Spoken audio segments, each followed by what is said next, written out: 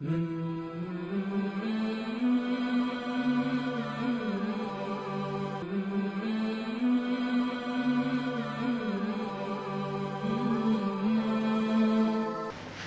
alaikum wa rahmatullahi wa barakatuhu. Bismillahi rahmani rahim. Alhamdulillahi rabbil alamin. Wa sallallahu ala sayyidina Muhammad wa ala ahli baytihi tahibina tahirin. Rabbi alimni taqwa. Nous continuons toujours avec notre sujet, les djinns, les hommes selon le Coran, la sunna, c'est-à-dire la tradition prophétique, et les philosophes. Comme prévu, nous aurons 10 séances au total pour terminer notre sujet. Et ceux qui m'ont posé des questions sur la séance passée, la séance dernière, Inch'Allah, je vais réaliser une vidéo pour répondre à toutes vos questions.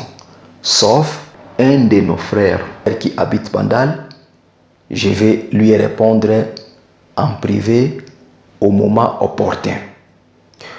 Aujourd'hui, nous allons parler toujours sur notre sujet, mais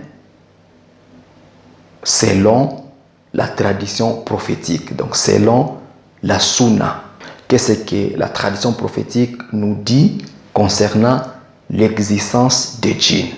Il est écrit dans un livre de métaphysique, un jour, le prophète Mohammed sallallahu alayhi wa sallam avait une noble réunion. Les djinns aussi participaient et posant des questions. Soudain, Imam Ali alayhi salam entrant, c'est-à-dire Imam Ali est venu aussi assister. Un djinn, lorsqu'il a vu Imam Ali alayhi salam, il a tourné sa tête comme un oiseau, comme un moineau. Et le djinn a posé la question au prophète Mohammed sallallahu alayhi wa sallam, qui est ce jeune homme? Et le prophète Mohammed a répondu, pourquoi es-tu tombé peur de ce jeune homme? Et quel est ton problème avec ce jeune homme? Le djinn a répondu, j'ai essayé d'écouler les bateaux de Noé pendant les jours de déluge. Et ce jeune homme, avec son épée, a coupé une de mes mains. Et le djinn a montré sa main coupée au prophète Mohammed sallallahu alayhi wa sallam. Le prophète a répondu, oui, il s'agit de cet homme qui a coupé ta main. Mais n'ayez plus peur, comme tu es devenu musulman. Il est écrit encore dans les livres de tafsir Usul Kaf, c'est-à-dire le livre d'exégèse Usul Kaf, qu'un jour, Imam Ali alayhi salam était dans la mosquée en train de prêcher.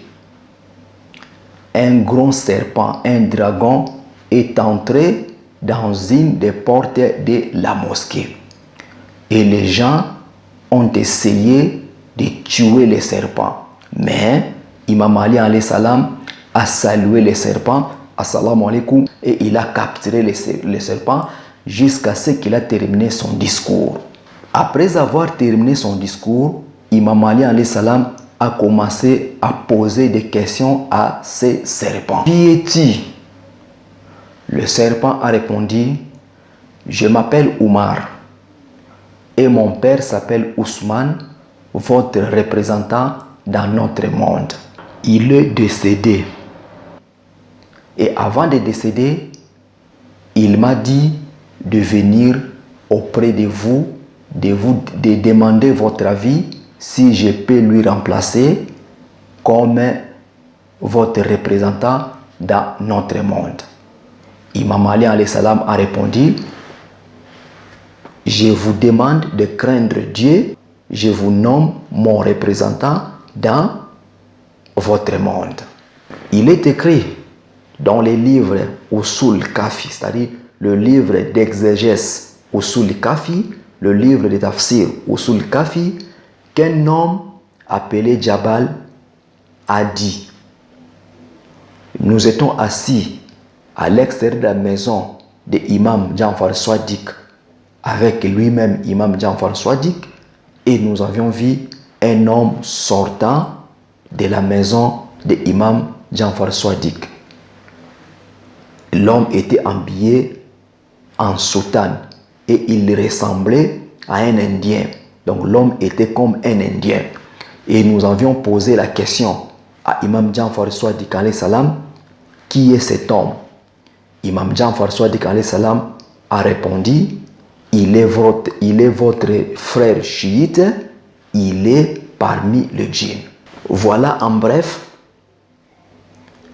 ce que la sunna ou la tradition prophétique nous dit concernant les djinns. Et nous clôturons par ici.